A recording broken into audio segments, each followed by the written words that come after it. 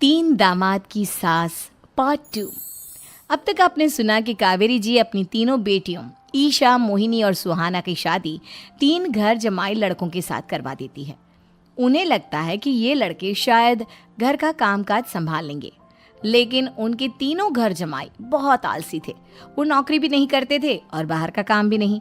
कावेरी जी ने अपनी बेटियों से कहा कि वो प्रेगनेंसी का बहाना बनाकर अपने पतियों को सबक सिखाए। अब सुनिए आगे।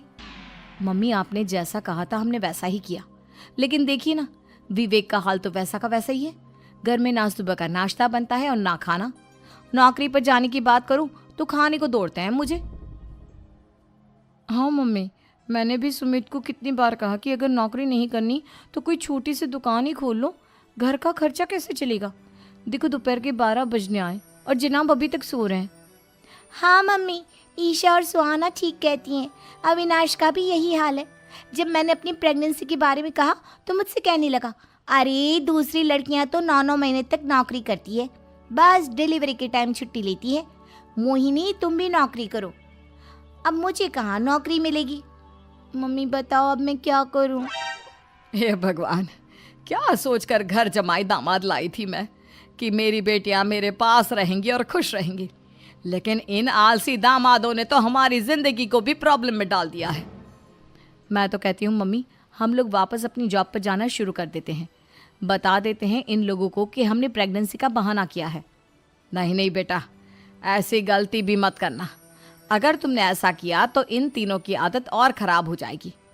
अरे आज नहीं तो कल कभी तो तुम प्रेग्नेंट होगी, तब वापस यही प्रॉब्लम आएगी। तब क्या करोगी तुम तीनों? हाँ मम्मी, आपकी बात तो बिल्कुल सही है। इन लोगों को तो सुधारना ही पड़ेगा। लेकिन कैसे? अपने बच्चों के आने की खबर सुनकर भी इन लोगों पर कोई असर नहीं हो रहा। पैसे कमाने के लिए घर से बाहर निकलना ही नहीं चाहते ये तीनों। अब मेरे दिमाग में एक प्लान आया है। तुम तीनों चिंता मत करो, उन तीनों को बुलाओ, फिर मैं बात करती हूँ। थोड़ी देर बाद कावेरी जी अपने तीनों दामादों को सामने बुलाकर अपनी बात कहना शुरू करती हैं। अविनाश, सुमित और विवेक, देखो बेटा, मैं ना तुम तीनों से बड़ा प्यार करती हूँ, इसीलिए तो तुम्हें घर जमाई बना कर रखा है मैंने। अरे मम्मी जी, सीधे सीधे कहिए ना, क्या बात है? प्यार तो हम भी आपको बहुत करते हैं। अरे मम्मी जी, आपकी इज्जत भी बहुत करते हैं। अरे भाई, आपके जैसी सास और कमाने वाली बीवी सबको मिलती है क्या? हाँ मम्मी, विवेक और सुमित ठीक कह रहे हैं। आपकी बेटी से शादी करके मेरी तो ज़िंदगी ही अच्छी हो गई है। जानती हूँ मैं, और ये भी जानती हूँ कि तुम तीनों अपने अपनी बीवियों से बहुत प्यार करते हो। बेटा, बात ऐसी है कि हमारे कुल गुरु ने कहा है कि प्रेग्नेंट होने के बाद मेरी तीनों बेटियाँ शुरू के 4 महीने हमारे गांव में जाकर रहेगी, जहाँ मेरे चाचा जी रहते हैं। अरे लेकिन क्यों मम्मी, गांव में जाकर रहने की क्या ज़रूरत है इन तीनों को? वो क्या है ना बेटा, हमारे परिवार को एक श्राप है। अगर मेरी बेटियों ने यहाँ पर बच्चा पैदा करने की कोशिश की तो उनके बच्चों को कुछ भी हो सकता है। इसलिए अब से लेकर 4 महीने पूरे होने तक इन्हें गांव वाले घर में रहना पड़ेगा। हाँ, तो इसमें प्रॉब्लम क्या है मम्मी जी? हम भी वहाँ जाकर रहेंगे, पिकनिक मनाएंगे। अरे भाई, बीवी जहाँ हम भी वहाँ। हाँ यार, आइडिया तो बहुत अच्छा है। शहर की ज़िंदगी में रह रहकर परेशान हो चुके हैं, अब कुछ दिन गांव में बिताएंगे। तुम लोग समझने की कोशिश क्यों नहीं करते? तुम में से कोई भी वहाँ नहीं जा सकता, और मैं यहाँ रहूँगी ना तुम तीनों के साथ। 4 महीने की तो बात है, उसके बाद ये तीनों ही लौट कर आ जाएंगी। ठीक है मम्मी जी, अब हमारे बच्चों का सवाल है तो ये तो करना ही पड़ेगा। कावेरी अपनी तीनों बेटियों को कुछ दिन के लिए घर से बाहर कहीं दूसरे शहर में रहने के लिए भेज देती है। कुछ दिनों के बाद, अरे मम्मी जी, बहुत दिन से पिज्ज़ा नहीं खाया, मंगवाइए ना। क्या बताऊं बेटा, पहले तो बेटियां खर्चा दे देती थी क्योंकि उनकी नौकरी थी, लेकिन अब तो मेरे पास पैसे ही नहीं बचे। थोड़े बहुत पैसे हैं जो बच्चों की डिलीवरी में काम आएंगे। लेकिन मम्मी जी, आपकी बेटियों को वापस आने में तो अभी बहुत वक्त बाकी है। वही सोच सोच कर परेशान हो रही हूँ। सोच रही हूँ कल से दूध भी बंद करवा देती हूँ। अब दूध वाले को देने के लिए पैसे भी तो नहीं है ना। अरे नहीं नहीं मम्मी जी, अगर दूध भी बंद करवा दोगी तो मुझे चाय कहाँ से मिलेगी? और चाय के बिना मैं तो मर ही जाऊंगा। क्या करूं बेटा, इसके अलावा हमारे पास कोई ऑप्शन नहीं है, मेरे पास पैसे ही नहीं बचे।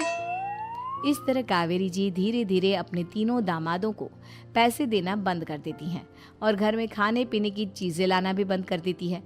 अब वो तीनों बुरी तरह से परेशान होने लगे थे और इसलिए एक दिन तीनों प्लान करके घर से बाहर निकलते हैं और बाजार में जाने के बाद यार अच्छा खाना खाए हुए कितने दिन हो गए, पता नहीं कब अच्छा खाना मिलेगा। हमारी बीवियों के जाने के बाद तो हमारी हालत भिखारियों जैसी हो गई है यार। कुछ भी हो, मुझे तो आज पिज्ज़ा खाना ही खाना है। जेब में 1 रुपया नहीं और पिज्ज़ा खाएगा, कहाँ से आएंगे पैसे? अरे देख वहाँ सामने बोर्ड पर क्या लिखा हुआ है, कंप्यूटर पर काम करने के लिए एक आदमी की आवश्यकता है। भाई मैं तो जा रहा हूँ, काम करूँगा और शाम तक पैसे लाकर आराम से पिज्ज़ा खाऊंगा। जा जा, तुझे कोई काम नहीं देने वाला, हम तो घर जा रहे हैं। चल भाई सुमित।